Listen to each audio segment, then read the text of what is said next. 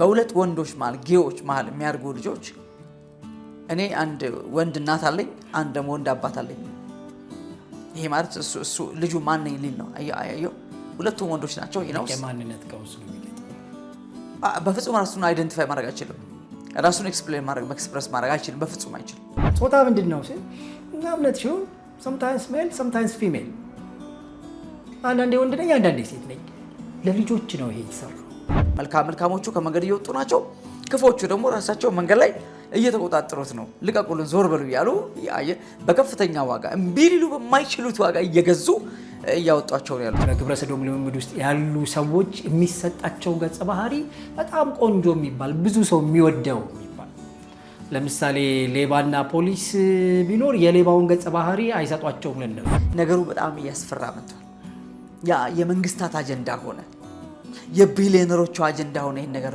ማራመድ የነ ኔትፍሊክስ አጀንዳ ሆነ ይሄን ማራመድ ቢግ ካምፓኒስ ቢሊየን ዶላርስ የሚያንቀሳቀሱ ካምፓኒዎች አጀንዳ ሆነ ይሄን ነገሩ ምን ያህል ትኩረት እንዳገኘ ተመልከት ገንዘብ እያገኘብንም ከዛ እያበላሸንም ነው የሚቀጥለው ማለት በገንዘባችሁ ነው ላበላሻችሁ አይነት ጥሪ ነው የተደረገው እና ይሄን ሲሰማ የመጨረሻው ዘመን መልኩ በጣም እየጎላ እየወጣ የበለጠ ደግሞ አሁን ወደ ማምረት ሊገባ ነው ይሄንን ነገር መልካሞቹ ምን ማድረግ ነው ማዋጥ ነው የአገራዊ ነገር ሰባዊ ነገር እውነተኛ ነገር የሚሰሩትን ካምፓኒዎች ምን ማድረግ ነው ማስወገድ ነው ስለዚህ አንተ ብቻ መንገዱን ተቆጣጣረዋል ብዙ ፊልሞቻቸው ውስጥ እንደዚህ አድርገዋል እና የሚሰጧቸው ገጸ ባህሪ ሴትም ትሁን ወንድ እዚህ ተመሳሳይ ጾታ ጉዳይ ውስጥ ያሉትን ሰዎች የሚያላብሷቸው ገጸ ባህሪ እንደዛ ለምንድነው ሲባል ከልጅነት ጀምረህ ያወቅከው ነገር ልክ እንደሆነ ታስባለህ ከፍለህ ራስህን ትሸጣለህ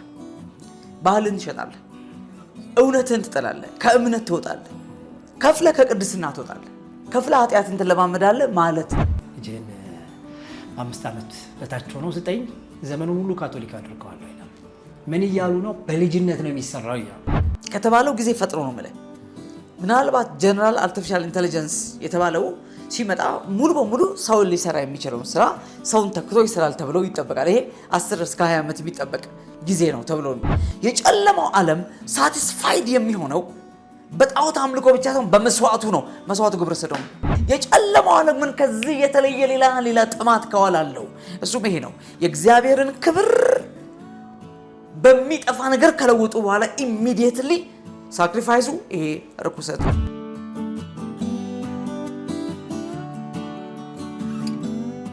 ሰላም ጤና ይስጥልን የተወደዳችሁ ያለታ ቤተሰቦች እንዴት አላችሁ እንዴት ይዟችኋል ክራሞታችሁ እንዴት ነው ሳምንታችሁ ከያሬዶ ጋር ያለነው አንድ እንግዲህ መርዶ እንበለው ኔትፍሊክስ ዋርነር ብሮስን ገዛ የተባለ አንድ ዜና ሰምተናል እንግዲህ ኔትፍሊክስ እንደሚታወቀው ኢንተርናሽናሊ በጣም ትልቅ የፊልም ካምፓኒ ነው 102 ዓመቱ እንደሆነ ይታወቃል ዋርነር ብሮስ ማለት በፊልሙ ዓለም ትልቅ ስም ያለው ትልቅ ድርጅት ነው እሱን ገዝቶታል ኔትፍሊክስ ደግሞ የሚታወቀው በተለይ በዚህ አካታችነት በሚባለው በግብረ ሰዶም ፊልሞችም ጭምር ከልጆች ጀምሮ እስከ አዋቂዎች ድረስ ልቅ ፊልሞችንም ጭምር በመስራት የሚታወቅ ካምፓኒ ነው ስለዚህ ይሄ በጣም ትልቅ ሺፍት ነው እየተባለ ነው እና ይሄ ሺፍት ወዴት ይወስደናል የሚለው ነው የምንነጋገረው እና የመጨረሻ ዘመን መልኮችን ነው የምናነሳው አብራችሁ እንድትቆዩ ያው ከያሬዶ ጋር ያለነው አብራችሁን ቆዩ ያሬዶ እንዴት አለህ ታዲያስ ዮቤኔና ሰላም ነው ሳምንት እንዴት አለፈ እግዚአብሔር ይመስገን መልካም ነው አንተ ጋርስ እንግዲህ ጥሩ ነው ያለው እግዚአብሔር ይመስገን ያው በየሳምንቱ የምንሰማቸው ዜናዎች እንግዲህ የዘመኑን መልክ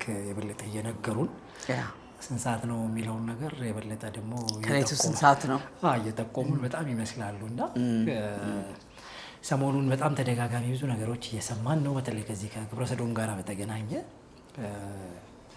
እኛ ሀገር ላይ የተከሰቱ ነገሮች ነበሩ ከአንድ ጋዜጠኛ ጋር ተያይዞ ከዛ ባሻገር ደግሞ በጣም አስደንጋጩ ደግሞ እንደ መርዶ የሚነሳ ዜና ነው የሚል አንድ ዜና አንብቤ ያለሁኝ የውጭ ሚዲያዎች ላይ እና ኔትፍሊክስ ዋርነር ብሮስን ገዛ የተባለበት ዋጋ እስከ $108 ቢሊዮን ድረስ ይሄዳል ግን እቅጩ ማለት እጃቸው ላይ የሚደርሰው የተባለው 72 ሚሊዮን አይደለም ቢሊዮን ዶላር ነው በጣም ትልቅ ገንዘብ ነው እና በእርግጥ ወርዝ ያደርጋል ይላሉ ሰዎች ሲናገሩ ምክንያቱም ዓለምን መቆጣጠር ማለት ነው ፊልም ሜክ ማድረግ ማለት ዓለምን መቆጣጠር ማለት ነው ምክንያቱም የምትፈልገውን አይዲዮሎጂ ወይም ደግሞ የምትፈልገውን ሐሳብ በፈለከው ልክና መጠን ሰው ጋር ማስረጽ ስለሆነ ስለዚህ ዓለምን የመቆጣጠር ትልቅ ነገር ነው ተብሎ ይነሳል እና ፊልም ዓለምን የመስራት አቅሙ በጣም ትልቅ እንደሆነ ይታወቃል። በሀገራችንም የተለያዩ ጉዳዮች ሊነሱ ይችላሉ እና እንግዲህ ኔትፍሊክስ የሚታወቀው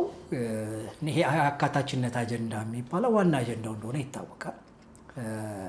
ከልጆች ፊልሞች ከነዚህ የካርቶን ፊልሞች የምንላቸው ኢቨን ተከታታይ የልጆች ፊልሞች ከዛ የቲኔጀርስ እና የወጣቶች ምናምን ብሎ የሚያመርታቸው ነገራችን ላይ በሳምንት አንድ ቀን አንዳንድ ሙቪ ያወጣል እና በአመት 52 ፊልም ማለት ነው። እንደው በእንትኑ ደረጃ እንኳን ተከታታይነት ሰዎች በሰብስክሪፕሽን የሚያዩት ካምፓኒ ነው።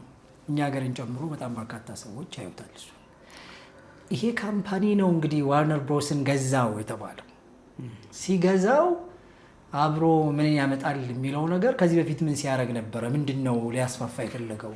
ምንድነው የበለጠ ኖርማላይዝ ማድረግ የፈለገው? አዲስ እና ትክክለኛው ደግሞ ይሄ ነው ብሎ አዲስ ነገር ሊያላምድ የሚፈልገው ምንድነው የሚለውም ስታይ እንግዲህ እነዚህ አጀንዳዎች የኔትፍሊክስ ዋና አጀንዳዎች ሆኖ ለዘመናት የከረሙ ናቸው።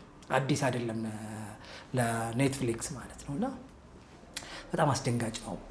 ምክንያቱም በፈቃደኝነት ነው ማለት ገንዘብ እያገኘብንም ከዛ እያበላሸንም ነው የሚቀጥለው። ማለት በገንዘባችሁ ኑ ላበላሻችሁ አይነት ጥሪ ነው የተደረገው እና ይህን ስሰማ የመጨረሻው ዘመን መልኩ በጣም እየጎላ እየወጣ የበለጠ ደግሞ አሁን ወደ ማምረት ሊገባ ነው ይሄንን ነገር እና እሱን ሳይ በጣም ገርሞኛል። ስታየው ምን ተሰማ ያሬዱ?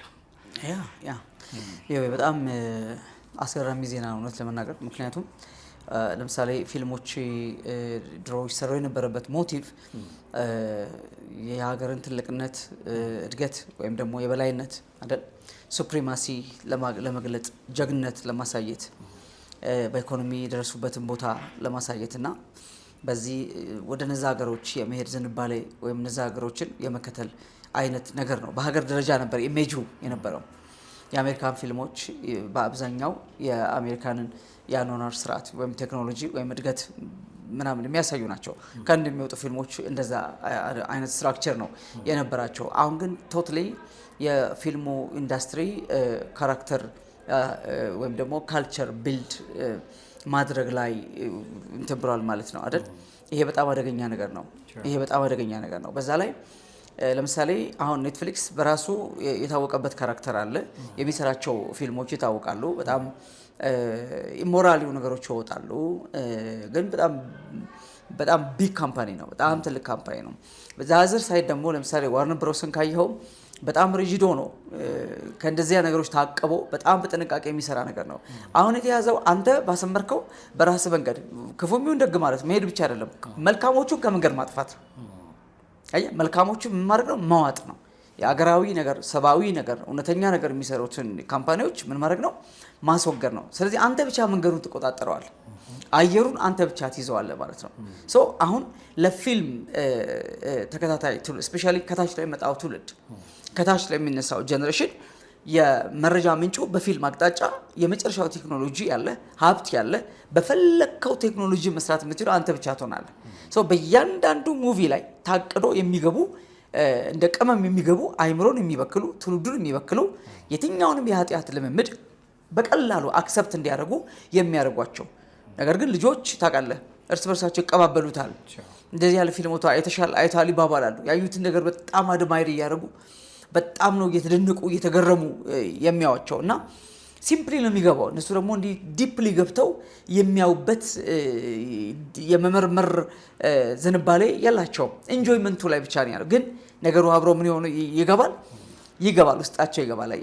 እና ከካርቶን ፊልሞች ጀምሮ ከኖርማል ጌሞች ጀምሮ ነው እየተሰራ ያለው ይሄ ነገር እና እየተፈለገ ያለው መጪውን ትውልድ የሚመጣውን ትውልድ የትልቁን አይደለም ሃይማኖት ያለውን ባህል ያለውን ወግ ያለውን ታሪክ ያለውን የሚያውቀውን ሳይሆን ከታች የሚመጣውን አዲሱን ትውልድ ኮምፕሊትሊ መቆጣጠር ነው። እና ወረቨር ዚያር የትም ቦታ ላይ ሆኖ በሚለቋቸው ሙቪዎች ቅድም እንዳልከው ከፍለህ ራስህን ትሸጣለህ፣ ባህልን ትሸጣለህ፣ እውነትን ትጠላለህ፣ ከእምነት ትወጣለህ፣ ከፍለህ ከቅድስና ትወጣለህ፣ ከፍለህ ኃጢአትን ትለማመዳለህ ማለት ነው። ሶ እንግዲህ አይ ዶንት ኖ ይሄን እንዴት አድርገህ ይሄ ከአቅም በላይ እኮ ነው። አሁን ይሄ ምን አድርገህ ፕሮቴክት ማድረግ ትችላለህ? ይሄንን ልጆች እኔ ዛሬ ጠዋት የገጠመኝ ልንገርህ። ከጠዋቱ 4 ሰዓት ላይ ዩኒፎርም ለብሶ ፊቱ ይታጠባል። ምን ሆነ ነው ስለው እንቅልፍ ወስዶኛል። ለምንድን ያልተኛው በጊዜ ስለው ተኝቻለሁ። ውሸቱን አልተኛም። ምን ያደርግ ነበር? ጌም ይጫወት ነበር። ስልክ ላይ ነበር። በትምህርት ቀን ስልክ ላይ ነበር ያለው ልጁ። ስለዚህ ረፍዶበት ከጠዋቱ 4 ሰዓት ላይ ተነስቶ ፊት ታጥቦ ይሮጣል፣ ወደ ትምህርት ቤት ይሮጣል። ኤማት ከ8 ሰዓት እስከ 9 ሰዓት ወይም ምናልባት እስከ 10 ሰዓት ድረስ ልጁ ምን ላይ ነበር ያለው? ጌም ላይ ወይም ፊልም ላይ ነበር ያለው ማለት ነው። ሰው እንግዲህ የወላጆች ኃላፊነት ነው። በአብዛኛው ወላጆች ልጆቻቸው ምን እያደረጉ እንዳሉ ምን እያዩ አትሊስት ምን እያዩ እንዳሉ ማይቆጣጠሯቸው ከሆነ ትውልድ እያጣ ነው፣ አገር እያጣ ነው። ትውልድ ማጣት ማለት አገር ማጣት ማለት ነው።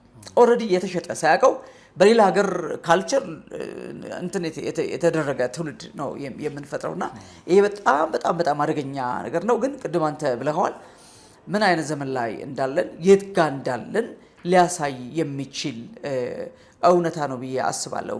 መልካሞቹ ከመንገድ እየወጡ ናቸው፣ ክፎቹ ደግሞ ራሳቸው መንገድ ላይ እየተቆጣጠሩት ነው። ልቀቁልን፣ ዞር በሉ እያሉ በከፍተኛ ዋጋ እምቢ ሊሉ በማይችሉት ዋጋ እየገዙ እያወጧቸው ነው ያሉት። ይሄ እኮ አሁን በፊልሙ ኢንዱስትሪ ላይ ብቻ ይሆናል ብዬ አላስብም። ምናልባት ቸርቾችን ሊገዙ ይችላሉ። ቸርቾችን ገዝተው የሚፈልጉትን ፐርፐስ ያደርጉበታል። ቸርች ተብሎ እየተጠራ ነው የምልህ። እንግዲህ ቸርች ተብሎ እየተጠራ የሚፈልጉትን ሰው እነሱን የሚወክል ሰው፣ ምክንያቱም ገንዘቡን ያላቸው። አየህ እዚህ ጋር ወደ አሜሪካን ሀገር መግባት የሚፈልግ አንድ የቤተክርስቲያን መሪ ያንን ቸርች ምን ሊያደርግ ነው? አሳልፎ ሊሰጥ ነው ማለት ነው። ሸጦ የሚበቃውን ገንዘብ ይዘው ወደ አሜሪካ ሊሄድ ነው ማለት ነው። ይሄ ማለት እዚህ ያለውን ሕዝብ አሳልፎ ሰጠ ማለት ነው። እነዛ ሰዎች ያንን እንደ ግል ካምፓኒ ነው የሚያዩት። ስለዚህ የሚፈልጉትን ሰው በእነሱ እውነት የተጠመቀን ሰው አምጥተው እዚህ ቸርች ላይ ያስቀምጣሉ። ያ ሕዝብ በሙሉ ያንን የተቀላቀለ ጽዋ ይጠጣል ማለት ነው። ስለዚህ ሰካራም ሕዝብ ወጣየ እንደዛ ነው የሚሆነውና ይሄ በአንድ አቅጣጫ ብቻ እየሆነ ያለ ነገር ሳይሆን በሁሉም አቅጣጫ ያለ ወረራ ነው። የባቢሎኒያን ሲስተም የባቢሎን ሲስተም ማለት ነው። በቃ ባቢሎን በብዙ ውሃዎች ላይ የተቀመጠች ናት ይላል። እነዚህ ብዙ ውሃዎች ህዝቦች፣ ቋንቋዎች፣ ወገኖችና ነገዶች ናቸው ይላል። አየህ በዚህ ሁሉ ላይ ምን አድርጋለች? ዙፋኗን ዘርግታለች ነው የሚለውና እንግዲህ ለሚሰሙን አምልጡ፣ ልጆቻችሁን አስመልጡ። ወላጆች እንኳን ብዙ ይጠምዳሉ ብዬ አላስብም። የታች ያሉ ህጻናትና ይሄ ወጣቱ ቲኔጀር የሚባለው ፓርት እሱ ፓርት ነው ለዚህ ሰለባ የሚሆነው ብዬ አስባለሁኝ። እንግዲህ ምን ታደርጋለህ? ዘመኑ ይሄ ነው፣ መልኩ ይሄ ነው፣ የዘመኑ መልክ ይሄ ነው። ከዚህ በኋላ እየባሰ ነው የሚሄደው። መልካሞቹ ከመንገድ ይወጣሉ፣ ክፎቹ መንገዱን ይቆጣጠሩታል፣ አየሩን ይይዙታል። አየው ቴክኖሎጂውን ይዙታል። ለምሳሌ አርቲፊሻል ኢንተለጀንስን ካየው አርቲፊሻል ኢንተለጀንስ ኦልሬዲ ኮንከር ማድረግ ጀምረዋል። ከተባለው ጊዜ ፈጥሮ ነው የምልህ። ምናልባት ጀነራል አርቲፊሻል ኢንተለጀንስ የተባለው ሲመጣ ሙሉ በሙሉ ሰውን ሊሰራ የሚችለውን ስራ ሰውን ተክቶ ይሰራል ተብሎ ይጠበቃል። ይሄ 10 እስከ 20 ዓመት የሚጠበቅ ጊዜ ነው ተብሎ ኦልሬዲ አሁን አፕን እያደረገ ነው ያለው። በጣም ብዙ ተቋማት፣ ካምፓኒዎች፣ ትልቅ ድርጅቶች፣ ትልቅ የሆኑ ዌርሃውሶች፣ በጣም ትልቅ የሆኑ ሞሎች፣ ትልቅ የሆኑ ሬስቶራንቶች በእንደዚህ ሮቦቶች ኦልሬዲ እየተዳደሩ እየተስተናገዱ እየተንቀሳቀሱ ነው ያሉት ማለት ነውና በጣም ብዙ ነገሮች ከምናስበው በላይ ፍጥነታቸውን ጨምረው እየወረሱ እየተቆጣጠሩ ነው ያሉት። አደገኛ ከባድ ጊዜ ላይ ነው ያለ ነው። ሹር እንግዲህ የኔትፍሊክስን ስናነሳ እንግዲህ ኔትፍሊክስ ፊልሞች ውስጥ ይሄ ካራክተራይዜሽን የሚሉት በፊልም ቋንቋ ማለት ለተለያዩ ገጸ ባህሪያቶች ኖሮ አይደል ፊልም የሚሰራው የተለያየ ተዋናያን ሲመረጡ እንግዲህ የሚላበሷቸው ገጸ ባህሪያቶች አሉ እና እነዚህ ገጸ ባህሪያቶች ስታይ ምንድነው ማላመጃ መንገዱ ስትል እነዚህን አይነት ገጸ ባህሪያት የሚይዙ ሰዎች ወይም ደግሞ በዚህ በግብረ ሰዶም ልምምድ ውስጥ ያሉ ሰዎች የሚሰጣቸው ገጸ ባህሪ በጣም ቆንጆ የሚባል ብዙ ሰው የሚወደው የሚባል ለምሳሌ ሌባና ፖሊስ ቢኖር የሌባውን ገጸ ባህሪ አይሰጧቸውም ለነሱ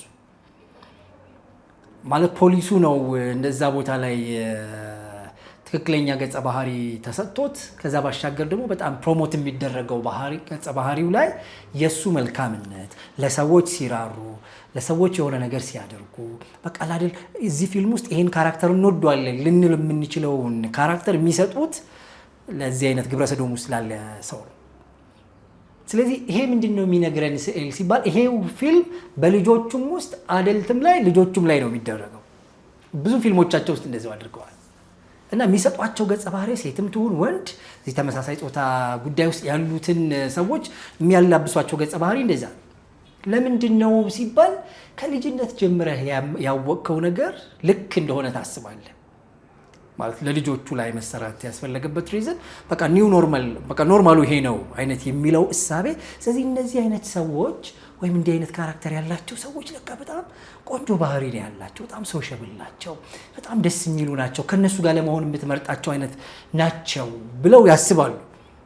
ስለዚህ ኢንክሉዥን አጀንዳ የሚባለው ነገር በእርግጥም ኢንክሉድ እያደረገ መጣ እንደነዚህ አይነቶቹን ማለት። ስለዚህ ኖርማል ነው ብለው እንዲያስቡና ልጆች ፊልም ላይ ባይ ዘ ወይ ቃል በቃል ያሉት ነገር አለ። ዋትስ ዮር ጀንደር ይሉታል እና ጾታ ምንድን ነው ሲል እና እምነት ሲሆን sometimes male sometimes female አንዳንዴ ወንድ ነኝ አንዳንዴ ሴት ነኝ። ለልጆች ነው ይሄ የተሰራው እና ኢማጂን ማለት ልጆቹ ላይ ይሄ ሆኖ ከዛ ወደ ትልልቆቹ ሲሄዱ ምን እንደሚያደርጉት ማለት ነውና ይሄ ካምፓኒ በጣም ብዙ ጊዜ የተለያየ የፊልም ጥራት ችግርም ተነስቶ ብዙ ሰዎች አንሰብስክራይብ እናደርጋለን እያሉ በክፍያ ነው የሚታየውና እንደሱ እያደረጉ ይወጣሉ ይገባሉ ነገርና ብዙ ጊዜ ክስ ይመሰረትበታል። ከዛ በኋላ ግን ያው ያመልጣል በተለያየ መንገድ ማለት ነውና ይሄኛው ካምፓኒ ነው የገዛው ሲባል አሁን ዘመኑ የቴክኖሎጂ ነው ምናምን ስንል ብዙዎቻችን እጅ ላይ ስልክ አለ እያለን ነው አይደል? ምናልባት ስልክ ደብተር መያዝ ባለባቸው እድሜ ወላጆች የሰለጠኑ ይመስላቸውና ለልጆቻቸው ስልክ ይሰጣሉ። ለልጆች ስልክ መስጠት መውደድ አይደለም፣ ልጆቻችሁን የማይወዱ ወላጆች የሚያደርጉት ነገር ነው መባል ነው ያለበት። ምክንያቱም ልጅህን የምትወደው ከሆነ ልጅህን የሚጎዳ ነገር እንዴት ትሰጠዋለህ? በነገራችን ላይ ባለፈው ሳምንት አውስትራሊያ ላይ ከ18 ዓመት በታች ያሉ ሶሻል ሚዲያ እንዳይጠቀሙ የሚል ህግ ጸደቀ። በጣም ትልቅ ህግ ሆኖ ይማጅ ማለት እንግዲህ ለስልጣኔ እነሱ ናቸው ትልቅ ከኛ ይልቅ። ግን መሰልጠንና ነገርን በአግባብ ማድረግ መካከል ያለውን ዲፍረንስ አለመረዳት ግን ምን ያህል ልጆቻችን እንደሚጎዳ ማሰብ በጣም ያስፈልጋልና የሚያላምዱበትን መንገድ ስታይ እሱ ይሆናል ከልጅነት ጀምሮና ቅዱስ መጽሐፍ እንደዛ አይደለም የሚለው ምሳሌ 22 ላይ አንድ ቃል አለ አይደል? ልጅን በሚሄድበት መንገድ ምራው ከዛ በሸመገለ ጊዜ ከዛ ምን አይለው ፈቀቅ አይልም ይላል አይደል? ማለት አንተ ልክ ነው ብለህ ያሳየኸው መንገድ እሱ ልክ ነው ብሎ ካሰበ ዘመኑን ሙሉ የሚሄድበት መንገድ ነው የሚሆነው። ታስ ከልጅነት ጀምሮ የሚሰሩት ካቶሊኮች አንድ የሚሉት አባባል አላቸው አይደል? ልጅህን 5 ዓመት በታች ሆኖ ስጠኝ ዘመኑን ሁሉ ካቶሊክ አድርገዋለሁ ይላል። ምን እያሉ ነው? በልጅነት ነው የሚሰራው እያሉ ምንም እንዲሆን ነገር እና አሁን ለልጆቻችን የሚሰሩ ፊልሞች አሁን ለወላጆች በጣም ትልቅ ስልጣኔ ይመስላል። አይፓድ አይፎኖችን ምናምን ስልኮችን ታብሌቶችን ምናምን እየገዙ መስጠት አይደለም በጭራሽ። የሚያዩዋቸውን ኢቭን ሞኒተር አያደርጉላቸው። የተዘጋ ቤት ውስጥ ቲኔጆች ምናምን እሱ እኮ እድሜው ነው ምንም አያወራንም ምናምን እየተባለ ግን ኔትፍሊክስ ሰብስክሪፕሽን ግን አላቸው። እንደነዚህ አይነት ነገሮች እንደ አገርም ነገሮቹን ስታይ የሚመጡትን ነገር እንደ ትውልድም በኋላ ላይ የሚሆኑትን ነገር ስታይ ይሄ ያሳስበናል ወይ ያስጨንቀናል ወይ በእውነት አይተነዋል ወይ ብለህ የምታነሳው ሀሳብ ይመስለኛል። የአቤሴሎምን ታሪክ ያስታውሰኛል። አቤሴሎም ታስታውስ እንደሆነ ዳዊትን ከዙፋኑ ያባረረው የዳዊት ልጅ ነው እና ወደ ስልጣን ለመምጣት ግን አቤሴሎም የተጠቀመበት መንገድ በጣም የሚገርም መንገድ ነው። ወደ ዳዊት ፍርድ ፈልገው ፍትህ ፈልገው የሚመጡ ሰዎችን ደጅ ላይ የጠበቀ ጉዳይ ምንድን ነው ይላል። የንጉሥ ልጅ ስለሆነ ይነግሩታል። ወይኔ ማን ባነገሰኝ፣ ገና ይሄን ነገር ገና አሁን እፈርድልህ ነበር፣ ገና ድሮ ነበር የምፈርድልህ ይሄን ነገር እያለ የህዝቡን ልብ አሸፈተው ይላል። በኋላ ህዝቡ ምን ብሎ ተነሳ? ያ እግዚአብሔር የቀባው እንደ ልብ ያለውን ሰው ዳዊትን ትቶ አቤሴሎም ይንገስልን ማለት ጀመረ ማለት ነው አይደል? ያን ዘንድ እሱ ራሱ አመፃ አስነስቶ ያን ነገር አደረገ። ፋይናል ያው ከእግዚአብሔር ስላልሆነ እግዚአብሔር ፈረደበትና ለህዝቡ በጣም ደግ ሰው፣ በጣም ቸር ሰው፣ በጣም አዛኝ ሰው፣ በጣም ተቆርቋሪና ፍትህ አስጠባቂ ሰው ሆኖ ተነሳ አቤሴሎም። መልኩን ቀይሮ ነው የመጣው እንጂ አቤሴሎም የአባቱ ሚስቶች በአደባባይ የደፈረ ጨካኝና አረመኔ ሰው ነው። አንድ ሰው ከአሜሪካ መጥቶ ምን አለኝ፣ እኔ እንደዚህ ግብረ ሰዶማዊ የሆነ የማውቀው አንድ ሰው አለ አለ። በቃ ይህ በጣም ጀነረስ ሰው ነው አለ። በጣም በጣም በጣም በቃ ለሰው ደራሽ ነው አለ። በጣም እና በጣም በዚህ ይገረማለሁ። ይሄ ነገር ምንድነው? አውቀው እንደዚህ የሚያደርጉት ለምንድን ነው እንደዚህ የሚያደርጉት ምናምን አለኝ ማለት ነው። ተገርሞ ነው የሚጠይቀኝ። ገባ ያንን ነገር ያ በጣም ይሄ ከሂውማኒቲ የወጣውን ነገር ከቨር የሚያደርጉበት መንገድ ይሄ ነው። ከሰብአዊነት በጣም ያፈነገጠውና ወደ እንስሳነት የተሻገረውን ይሄንን ፕራክቲስ ልምምድ ከቨር የሚያደርጉት በእንደዚህ አይነት በጣም ትሁት በሆነ በጣም ደግ በሆነ በጣም ሶሻብል በሆነ በጣም ቸር በሆነ ሰጪ ለጋስ በሆነ በሰዎች ችግር ፈጥኖ ደርሶ የዛን ሰው ችግር እንትን ማድረግና እንዴት ጥሩ ሰው ነው። ከዛ ያን ኃጢአቱን ትረሳለታለህ። እና ልጆች ላይ ግን እየተሰራ ያለው በተቃራኒ ምናልባት ጥሩ ሰው ለመሆን እንደነሱ መሆን የሚል ኤግዛምፕል የማድረግ ገባ። እንደነሱ ለምሳሌ ያን ሰው ቢጸልይ ቤተክርስቲያን ቢሄድ መጽሐፍ ቅዱስ ቢያነብ ጥሩ ይሆናል ብለህ ታስባለህ። ፈሪሃ እግዚአብሔር ያድርበታል ብለህ ታስባለህ። ለወላጆቹ ይታዘዛል፣ ቅን ይሆናል ብለህ ታስባለህ። ልክ እንደዛው እንደዚህ አይነት በጣም ጥሩ የሆኑ ካራክተሮች ተሰጥቷቸው ግን ከጀርባቸው እንደዚህ ያሉ ሰዎች ሲሰሩ ስታይ እንደዚህ ደግ ለመሆን እንደዚህ በጣም ጥሩ ሰው ለመሆን ምናልባት ደግሞ በጣም ስኬታማ ሰው ለመሆን በጣም ሀብታም ሰው ለመሆን እንደነሱ መሆን አለብኝ ወደሚል ኮንክሉዥን ሁሉ እንዲመጡ የታቀደ ይመስለኛል። ሞዴል እየሰጧቸው ነው። አየ ሞዴል እየሰጧቸው ነው። ሞልድ ሊያደርጓቸው ነው በነዛ ሰዎች። ኢፍ እንደኔ ብትሆን እንደኔ ትሆናለህ፣ እኔ የምከተለው የምትከተል፣ እኔ የማደርገው ይሄን ነው፣ እንደኔ ትሆናለህ እያሏቸው ናየው። በጣም በጣም አደገኛ አካሄድ ነው። መጽሐፍ ቅዱስ በሌላ ቦታ ላይ ሰይጣን ራሱን የብርሃን መልአክ እንዲመስል ይለውጣል። እሱ የብርሃን መልአክ አይደለም፣ የጨለማ መልአክ ነው፣ የወደቀ መልአክ ነው። ግን ራሱ ምን አድርጎ ይለውጣል የሚለው የብርሃን መልአክ አስመስሎ አገልጋዮቹም እንደሱ ይላል፣ ራሳቸውን ቢለውጡ ይላል። አየው ይሄ ኔትፍሊክስ በሴክሬት ሶሳይቲ የሚመራ ነው። ሴክሬት ሶሳይቲዎች የሚመሩት ኮንትሮል የሚያደርጉትና ታርጌት ተሰጥቶት ጎል አስቀምጦ የሚሰራ ነው።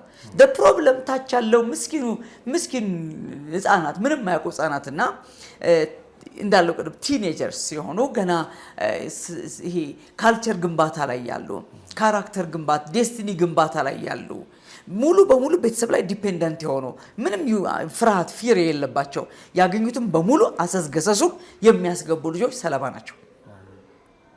ናቸው። ሊዘዳጀር በቃ አደጋዊ ነው እንጂ እንደዚህ አይነት ካምፓኒዎች በመንግስትም ጭምር ምክንያቱም መንግስታት አገርን እንደ ሀገር ማስቀጠል ማለት ጃርትም አነርም ወይም ሌላም ነጣቂ አውሬዎች ወይም ደግሞ ሾና አሜከላ የሚባል አይነት ትውልድ ብቻ ሀገሩ ላይ ሰው ይኑር እኮ አይደለም እኮ።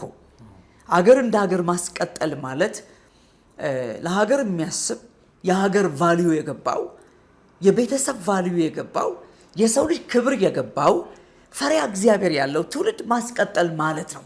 የመንግስታት ዋነኛ ነገር ይሄ ነው። እንዴት አንተ እመራለሁ አንተ አባት ሆነ ልጅን ትገለዋለህ እንዴ? መንግስት እኮ አባት ነው። መንግስት ለሀገር አባት ነው። ይሄ ማለት ትውልድ እንዲሞት አትፈቅድም። እንደነዚህ አይነት እንቅስቃሴዎች ቅድም ለምሳሌ ስለ አውስትራሊያ ነግረኸኛል። በጣም አሜዚንግ የሆነ ነገር ነው። እንደዚህ ያሉ እንዳልከው በስልጣኔ በሀብት ከኛ ጋር አይወዳደሩም። በጣም ርቀው የሄዱ ሀገሮች ናቸው። ግን ደፍረው ለቴክኖሎጂው ምን ያህል ቅርብ ናቸው፣ ለብዙ ነገር ቅርብ ናቸው። ሲምፕሊ አክሰስ ያደርጉታል። ነገር ግን ገደቡት። አየኸው ከ18 ዓመት በታች ያሉ ልጆች ሶሻል ሚዲያ ማየት አይችሉም ብለው በህግ ካጸደቁ ዋይኖ ታስ ትላለህ። እንደዚህ አይነት ገደቦች ያስፈልጋሉ። ሀገር እንደ ሀገር መቀጠል ካለበት፣ ትውልድ መቀጠል ካለበት አየህ። አለበለዚያ እኮ ዘርን ባስቀርልን እንደ ሰዶም በሆንን። ሰዶም ዘር አልቀረም፣ አንድ ሰው ከሰዶም አልቀረም። ተው የወጣችው የሎጥ ሚስትን እኮ እግዚአብሔር እንድታልፍ አልፈቀደላትም። ለምንድን ነው? ዘሩ በውስጧ አለ። ግብረ ሰዶማዊነት እኮ ዘር ነው። ኃጢአት እኮ ዘር ነው። ይኸው ኃጢአት እኮ ዘር ነው እኮ። ዘር ደግሞ ምን በባህሪው ምን ይሆናል? ይበዛል። ስለዚህ ኃጢአት እንዳይበዛ ከፈለግ ዘሩ ምን ታደርገዋለህ? ታጠፋዋለህ። ከነዓናውያን ምናምን እግዚአብሔር ለምን አጥፏቸዋል? they're idol worshippers አዳል በጣም በጣም በጣም ጣዖት አምላኪ አመንዝሮች እና ጦረኞች ገዳዮች ናቸው። ይሄ ዘር ነው። አየው እነዚህ ሰዎች ደም ውስጥ አለ። እግዚአብሔር ደግሞ ዓለምን ሊያድን ወዳዘጋጀው ዘር ውስጥ እንዲቀላቀሉ እንዲገቡ አልፈቀደም። ካሉ በዙሪያ ሰምታይም ፔኔትሬት አድርገው ይገባሉ። ዛሬ ምን አድርጓቸዋል? ለምንድን ነው እግዚአብሔር ሳኦልን የተበቀለው? ሳኦልን ሂድና አጥፋልኝ አማሌቅን አለው። አማሌቅን ሊያጠፋ ሄዶ ንጉሱን ማረከው። ከብቶቹን ወፋፍራሞቹን ደፋር ሰው እኮ የከሱትን አጥፍቶ ወፋፍራሞቹን ሰብስቦ ይዞ መጣ። ሳሙኤል መቶ ምን ነው ሲለው በጊልጋል ያለ እግዚአብሔር ለመስዋዕት ነው ሰዎቹ ናቸው አለ። አየው እንዲህ ያለ ምክንያት አያድንም። እንዲህ ያለ ሰበብ አያድንም። በእውነት አያድንም። እና የእውነት እንግዲህ መቼስ በጣም ሪስፖንሲብል ተብለው የሚጠቀሱ አካላት ለኔ ነምበር 1 ቤተክርስቲያን ናት። ከመንግስትም በላይ እውነት ለመናገር ጀነሬሽን ቢልድ ለማድረግ በጣም በጣም ለምሳሌ በዚህ ምድር ላይ ኖር የሚያልፍ ትውልድ አለ። ቤተክርስቲያን የምትገነባው ዘላለም የሚኖር ትውልድ የምትገነባው ኢተርኒቲ ፐርፐዙ የሆነለት ዴስቲኒ የሆነለት ትውልድ የምትገነባው እንጂ 10 ዓመት ደስታ አይደለም። አየህ የ30 እና 40 ዓመት ደስታ አይደለም። ላይፍ ማለት የህይወት ትርጉሙ ኢተርኒቲ ነው። ሶ ከመንግስትም በለው ከትምህርት ተቋማትም በለው ለኔ በጣም ፕራዮሪቲ ያላት ጀነሬሽን ሞልድ በማድረግ ቤተክርስቲያን ናት። ቤተክርስቲያን ስለ ሁሉም ቤተክርስቲያን ሁሉም የወንጌል አማኞች፣ ኦርቶዶክሳውያን፣ ካቶሊክስ ሁሉም በእግዚአብሔርም በቀጥታ ዳይሬክትሊ የሚጠየቁት በተቋም ደረጃ በስሙ ተጠርተው ያሉ እነዚህ ተቋማት ናቸው የሚጠየቁት። እንደ ሀገር ነው። እግዚአብሔር እኮ እንደ ሀገር ይጠይቃል። ልክ አይደለም። ቀጥሎ መንግስት አለ። ትልቅ አቅም ያለው ጉልበት ያለው ምንም ነገር ማስቆም ከፈለገ ማስቆም የሚችል አይደል? እሱ ጋር አልፈቀደ ምንም እንዳይደረግ ማድረግ የሚችል አሁን አውስትራሊያ መንግስት ነው። እዚህ ኡጋንዳ እሰቅላለሁ፣ ገላለሁ፣ ፈልጣለሁ፣ ቆርጣለሁ ያለው መንግስት ነው። በቃ አለቀ። መንግስት ደግሞ with full authority ይችላል። ሌላ የትምህርት ተቋማት ላይ የሚኖረው ነገር በጣም እጅግ በጣም ወሳኝ ነው። ሌሎችም በዚህ ኤሪያ ላይ የሚሰሩ በጣም ብዙ ከኤንጂኦዎች ሌላ መንግስታዊ የሆኑም ያልሆኑም በጣም ብዙ ተቋማቶች ይኖራሉ ያስባለሁ። ብቻ ሁሉም አካላት ትውልድን በመናጠቅ ትውልድን በማትረፍ ትውልድን በማሻገር የእውነትም ዘር እንዲቀርልን ነገሩ በጣም እያስፈራ መጥቷል። ያ የመንግስታት አጀንዳ ሆነ፣ የቢሊዮነሮቹ አጀንዳ ሆነ ይሄን ነገር ማራመድ፣ የነ ኔትፍሊክስ አጀንዳ ሆነ ይሄን ማራመድ። ቢግ ካምፓኒስ ቢሊዮን ዶላርስ የሚያንቀሳቅሱ ካምፓኒዎች አጀንዳ ሆነ ይሄን ነገሩ ምን ያህል ትኩረት እንዳገኘ ተመልከት። ይሄ ነገር ለምንድን ነው በዚህ ልክ ትኩረት ያገኘው የሚለው ነገር በእውነት መመለስ አለበት። ይኸው አይመስልም? really why for what purpose? እንደ ኃጢአት እኮ አንድ ብቻ አይደለም። ይሄ ነገር ግን በፊልሙ ኢንዱስትሪ ውስጥ፣ በመንግስታት ፖሊሲ ውስጥ፣ በንግድ ፖሊሲ ውስጥ፣ በትምህርት ፖሊሲ ውስጥ፣ በሂውማን ራይት ፖሊሲ ውስጥ ምን ያልገባበት አለ? ለምንድን ነው ይሄ ነገር በዚህ ልክ አርጀንት የሆነው? በጣም የሚወጡ ዓለም አቀፍ ህጎችና የንግድ ስምምነቶች ሳይቀሩ ከዚህ ነገር ጋር ሊንክ ይደረጋሉ አይደለም? ምንድነው ፐርፐዙ? ሪሊ ከዚህ ነገር ጀርባ ምንድን ያለው ብለህ የነገሩን ጥልቀት የነገሩን ርቀት እንድትመረምር ያደርጋል። አሁን ፖፑሌሽን ሪዳክሽን የሚባል ነገር አለ በዓለም ላይ። ለዛ ነገር ነምበር 1 ተመራጭ ስትራቴጂ ነው ብዬ አስባለሁ። ፖፑሌሽን ሪዳክሽን ፖሊሲ ይህንን ለማራመድ በዓለም ላይ ያለውን ህዝብ ቁጥር ለመግታት ሰዎች አስበዋል። እያመነዘሩ እየሴሰኑ እየረከሱ ነገር ግን ፍላጎቶቻቸውን ምንድነው ሮሜ ላይ የሚለው ሮሜ 1 ቁጥር 4 ጀምሮ እስከ 28 ስለዚህ ነገር ይናገራል። እግዚአብሔር አሳልፎ ሰጣቸው ነው የሚለው አይደለም እንዴ? ይኸው የማይጠፋውንም የእግዚአብሔርን ክብር በሚጠፋ ሰውና በወፎች 4 እግር ባላቸው በሚንቀሳቀሱት መልክ መስለው ለወጡ። መጀመሪያ ሰዎች ምንድነው ያደረጉት? የማይጠፋውን የእግዚአብሔርን ክብር በሚጠፋ ነገር ለወጡ። ይሄ ጣዖት አምልኮ ነው።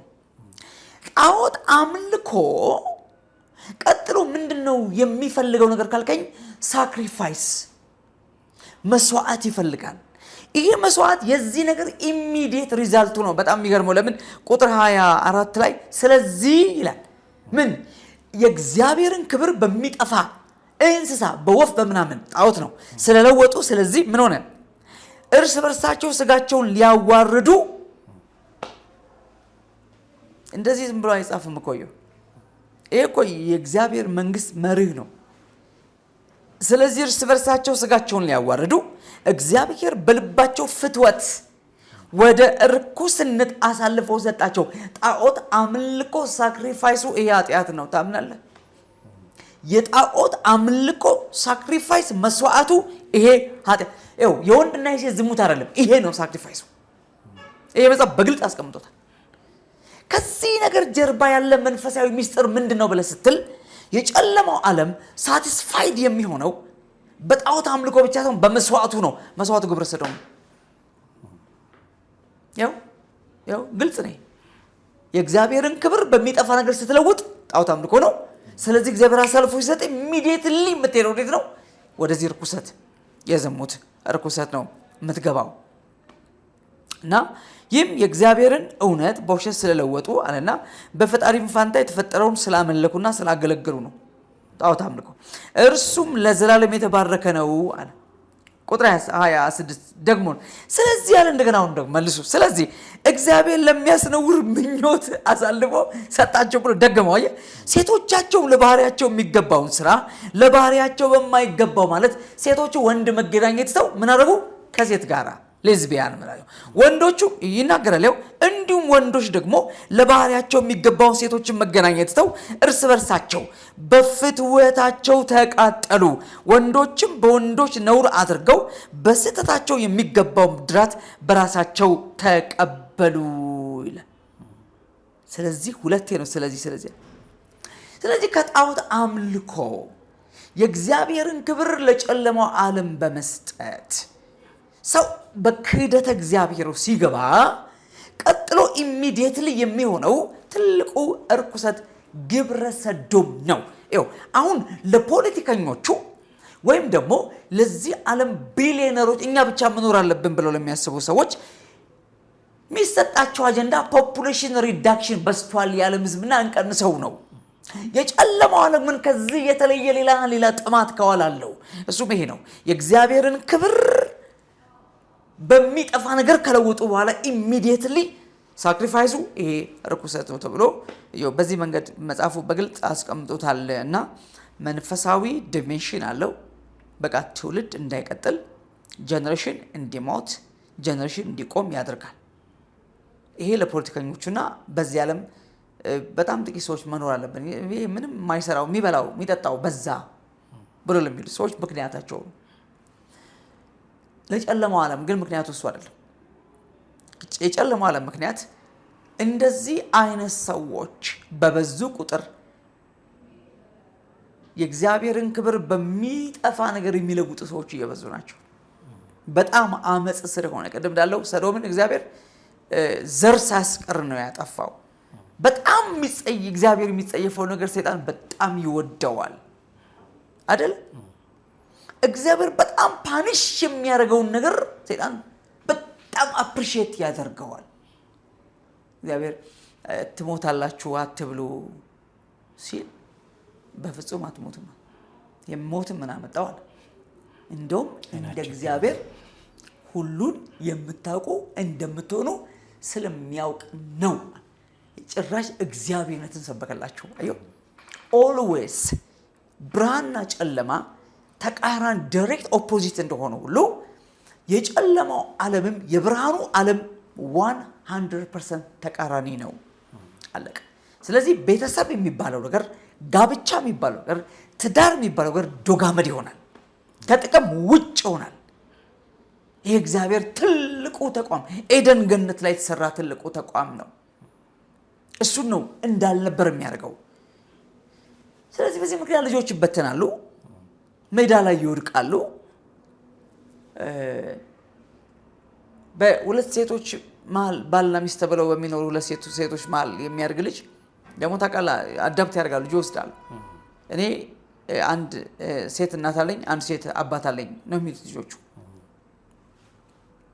በሁለት ወንዶች መሀል ጌዎች መሀል የሚያድጉ ልጆች እኔ አንድ ወንድ እናት አለኝ፣ አንድ ደግሞ ወንድ አባት አለኝ። ይሄ ማለት እሱ ልጁ ማን ነኝ ሊል ነው። አየው ሁለቱም ወንዶች ናቸው። ይሄ ነው የማንነት ቀውስ ነው የሚገጥመው። በፍጹም ራሱን አይደንቲፋይ ማድረግ አይችልም። ራሱን ኤክስፕረስ ማድረግ አይችልም። በፍጹም አይችልም። ለምን? ሁለቱም ወንዶች ናቸው፣ ግን አንዱ ሴት ነኝ ያለ አንዱ ወንድ ነኝ ያለ፣ ሁለቱም ጾታ እዚህ ልጁ ውስጥ ገባ ማለት ነው። አየህ ጀነሬሽን በዚህ መንገድ ነው እየገደሉ ያሉት። ያስታውሳለሁ ኖርዌይ አንዱ እንደዚህ ለመውሰድ ጠይቆ እነዚህ ግብረ ሰዶም የሆኑ ሰዎች ደግሞ ጠየቁ ያችን ልጅ ለመውሰድ ማለት ነው። ሴቶች ናቸው ለመውሰድ ጠየቁ። ፋይናሊ መተው ቤታቸው ምናምን ነገር ያያሉ፣ ይመቻሉ ወይ ለልጁ አስተዳደግ በቂ ነገር አለ ወይ፣ ለምሳሌ መጫወቻ አለ ወይ፣ ማረፊያ ክፍል አለ ወይ ማን ብለው ሲያው ይሄኛው ወደዱ። እነዚህ አማኞች ናቸው፣ እነዚህ ክርስቲያኖች ናቸው። የነዚህ ወደዱ። ልክ ልጅቷ ለነዚህ ስትሰጥ አገር ያዝልናሉ፣ አበዱ። እንደዚህ ስለሆነ ነው ማለት ኢሚዲየትሊ እኛ ልጅቷ አልተሰጠችን እንደዚህ ስለሆነ ነው፣ ሌዝቢያን ስለሆነ ነው የሚል ክሌም ነው ያነሱት። እንዲያለ ክስ ነው ያነሱት። አይደለም ቦታው ምቹ፣ እናንተ ያላችሁበት ቤት ያላችሁበት ሁኔታ አይመችም፣ ለልጅቷ አስተዳደግ አይመችም። ስለዚህ ልጅቷ የሚመቻት ያ ነው፣ እሷ የሚመረጠችው እዛ መሆን ነው እንጂ እንዲህ ስለሆናችሁ አይደለም ብሎ መንግስት ከለከለ ማለት ነው። ልጅቷ እነሱ ጋር ሆነች። የነበረውን ጦርነት ግን እንዳትጠይቀኝ በቃ እኛ ነው የምንወስዳት ግብ ነው ብለህ አየህ።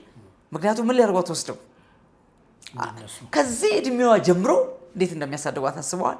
በቃ አለቀ። ይሄ ነውና በእውነት መቼስ በጣም ከባድና አስፈሪ ጊዜ ላይ ደርሰን ነው ያለ ነው። እነዚህ ሁሉ ነገሮች ቅድም አንተ መጀመሪያ እንዳልከው የዘመን ፍጻሜ ምልክቶች ናቸው። አመጽ ወደ ጫፍ ይመጣል፣ እርኩሰት ወደ ጫፍ ይመጣል። በዛው መጠን ደግሞ ጽድቅም ወደ ጫፍ ጽድቅን የሚያደርግ ጽድቅን ያድርግ ነው። የሚቀደስም እርሱ ይቀደስ ነው አይደለ? ቅዱሱ ይቀደስ ነው።